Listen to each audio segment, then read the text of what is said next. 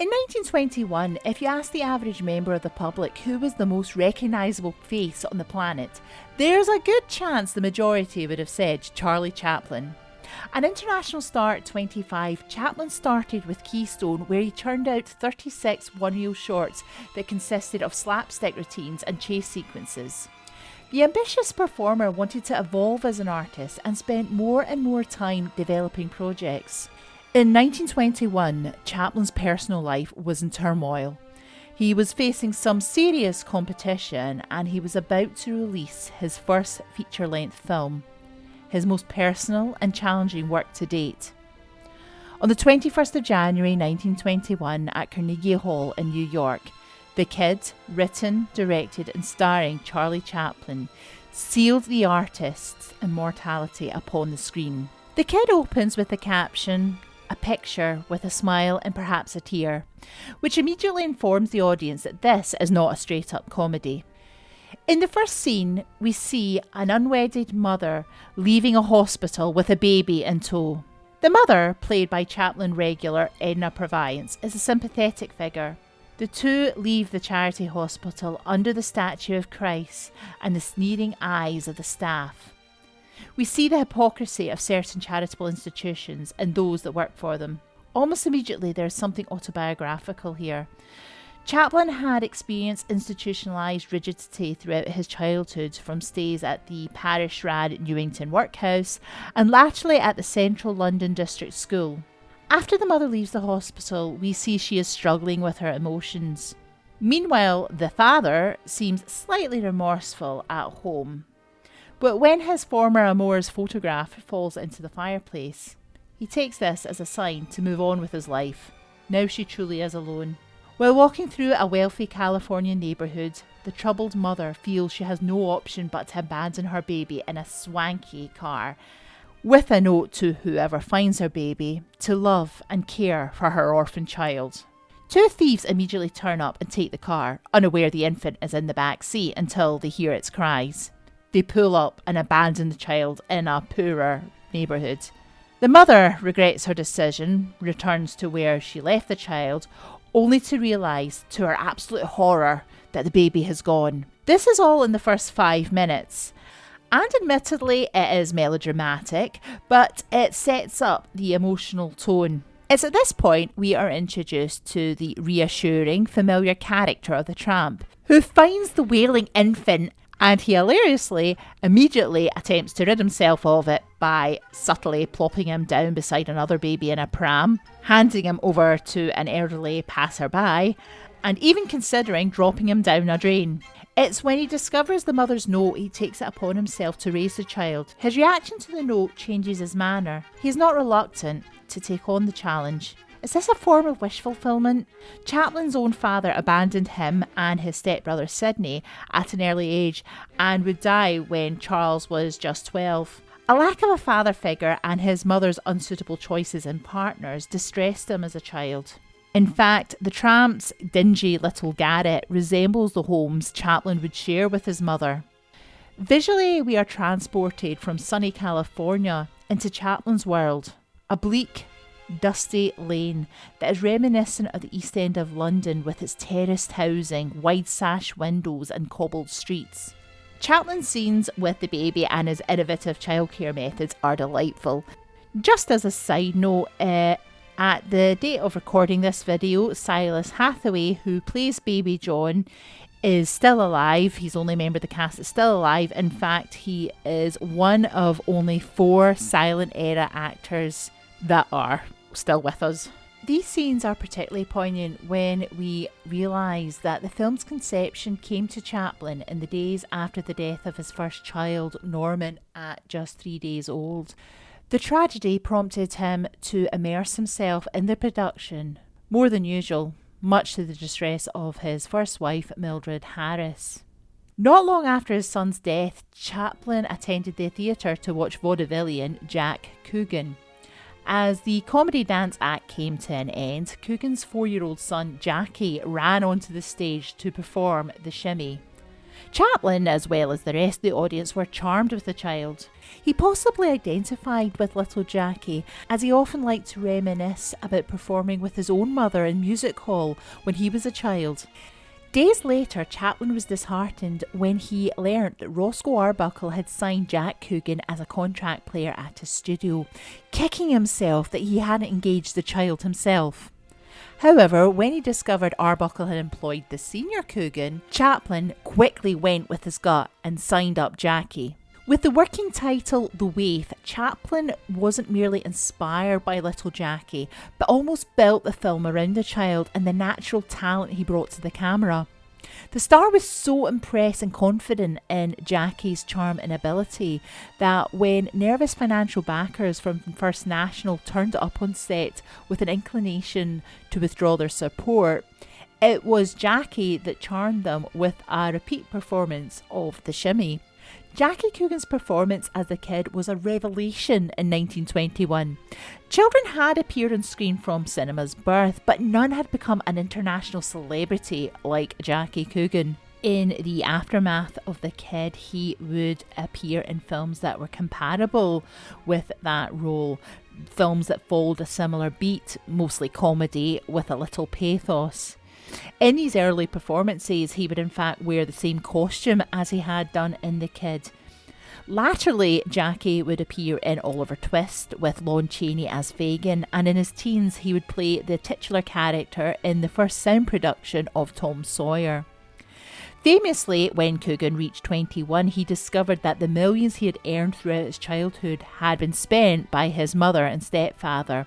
The resulting court action would ultimately lead to Coogan's Law, or the Californian Child Actors Bill. For the remainder of Chaplin's life, Jackie Coogan would remain good friends with him, and Coogan would be forever grateful and praiseworthy of his friends.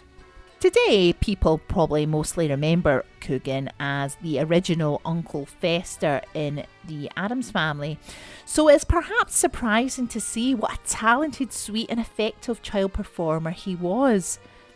Chaplin was uncharacteristically happy to share the spotlight, allowing Jackie to steal scenes both comic and tragic. They truly are a double act, especially in the domestic scenes. Another effective gag is when the tramp and the kid make money in a shared sting involving the kid smashing windows while his surrogate father conveniently turns up as a glazer.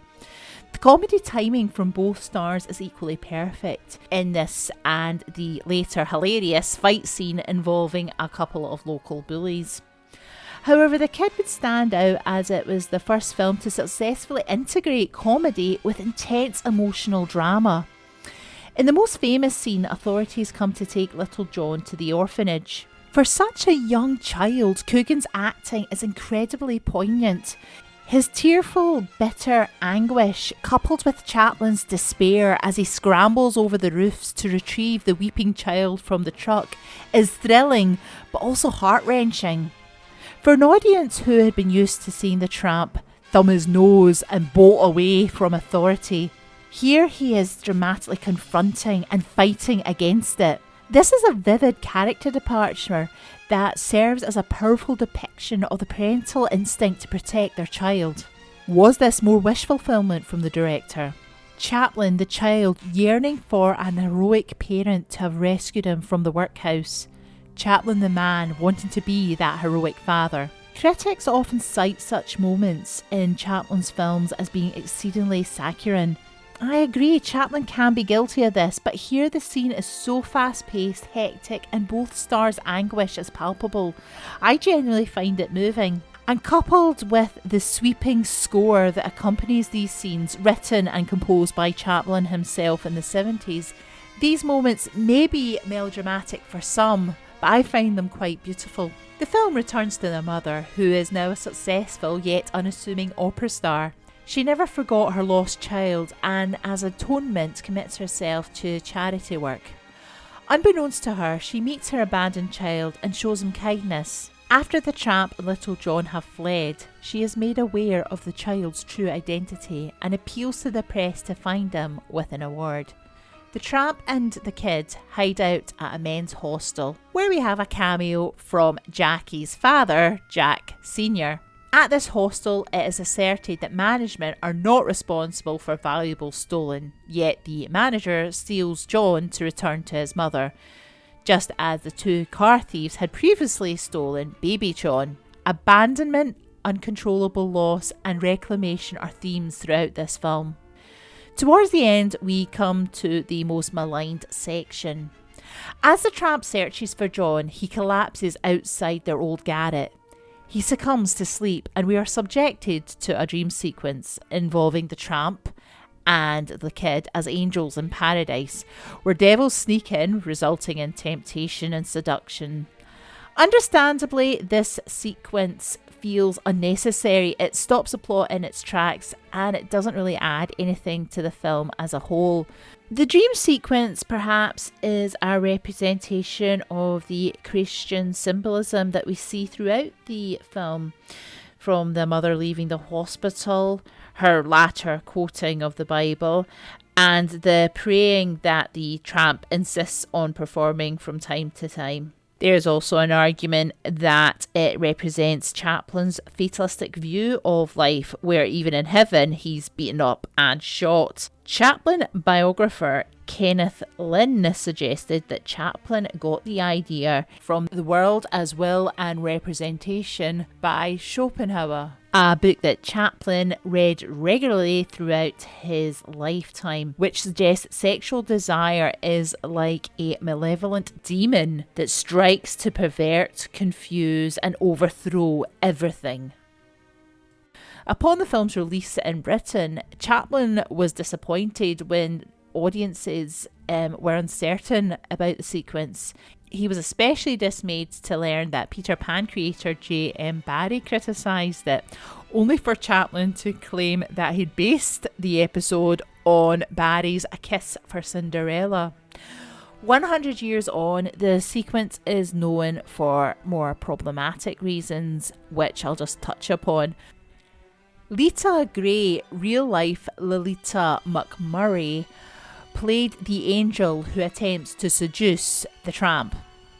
Gray was only 12 years old when these scenes were shot. Originally cast as one of the street urchins, Lita was noticed by Chaplin and he ordered that she be made up to look 18. Much to the disapproval of the crew, Lita was also given Enna Purviance's dressing room. She claimed nothing happened whilst the kid was in production. 3 years later, however, Lita Gray would become the second Mrs. Chaplin after falling pregnant at age 15. While shooting the kids, Chaplin's first marriage to Mildred Harris was ending. As with Lita, Chaplin had married Harris when she was only in her mid to late teens. This was not okay in 1921, and it's definitely not okay now. It is an ugly truth that is part of Chaplin's legacy, and it should be noted.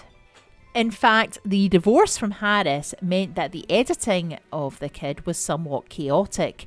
Convinced that her lawyers would try and seize the film as collateral, Chaplin fled to Salt Lake City to secretly edit in a hotel room. After the dream sequence, the film seems to end quickly. The local policeman awakens Charlie and loads him into the car, driving him away from the Victorian slum and to a large Californian mansion. He is reunited with the kid and introduced to the mother. It's a happy ending to a film that is arguably overly sentimental, yet 100 years later it still packs a punch and continues to be loved by film fans all over the world. A film born out of tragedy brought so much joy to audiences, and Chaplin and Coogan's performances revolutionised comedy and cinema.